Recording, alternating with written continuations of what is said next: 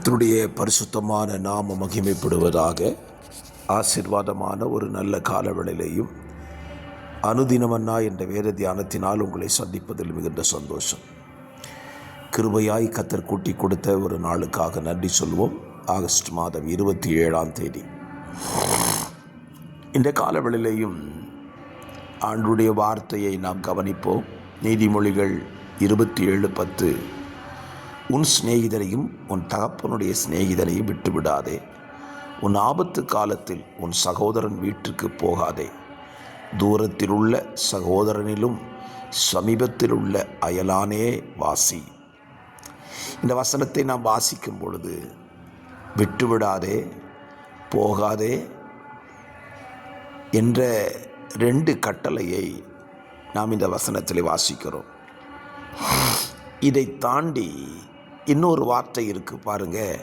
இது போதும் என்று சொல்லுகிற ஒரு வார்த்தை, உன் அயலானே வாசி. அப்படியானால் இந்த வசனம் நமக்கு என்ன கற்றுக் கொடுக்கிறது என்று சொன்னால், நம்முடைய கஷ்ட காலத்தில் நமக்கு உதவி செய்யக்கூடிய நபர்கள் நமது அருகாமையில் இருக்கிறதை நாம் உறுதி செய்து கொள்ள வேண்டும். அது சகோதரனாய் இருக்கலாம், அயலானாய் இருக்கலாம், சிநேகிதனாய் இருக்கலாம். இந்த 3 பேரும் நமக்கு எப்படிப்பட்டவர்களாக இருக்க வேண்டும்?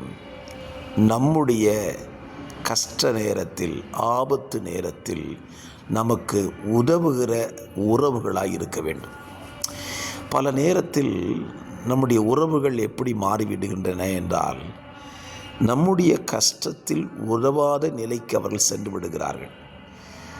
ஆகவே இந்த வசனத்தை எழுதின பரிசுத்த ஆவியானவர் சொல்லுகிறார், நம்முடைய உறவுகள், நாம் வைத்து கொள்ளுகிறதான உறவின் முறைமைகள் எப்படிப்பட்டவர்களாக இருக்கிறது நமக்கு நல்லது என்று சொன்னால், நம்முடைய ஆபத்தில் அவர்கள் உதவி செய்கிறவர்களாக இருக்க வேண்டும். பாருங்கள், தாவீதுக்கு ஒரு ஆபத்து வருகிறது, அவனுடைய ராஜாவாய் இருந்த சவுலினால். ஆனால் அந்த உபத்திரவத்தில் தாவீதுக்கு சிநேகிதனாய் இருந்த யோனத்தான் தாவீதுக்கு மிகப்பெரிய உதவியாய் இருந்தான். அதுதான் உண்மை. ஆனால் அவன் தாவீதுடைய சகோதரனை பாருங்கள், கோலியாத்தை கொல்லுவதற்கு அவன் புறப்பட்டு போகிறான். அவன் சகோதரனோ அவனுக்கு எதிரியாய் நிற்கிறான். ஆகவே என்னை கேட்கிற அருமையான கர்த்தருடைய பிள்ளைகளே, இந்த காலையில் நல்ல ஒரு தீர்மானம் எடுங்கள். உங்கள் வாழ்க்கையை மற்றவருடைய ஆபத்தில் உதவி செய்கிற ஒரு சிநேகிதனாய்,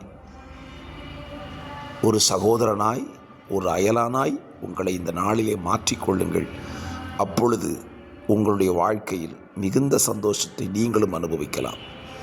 God bless you. ஆமென்.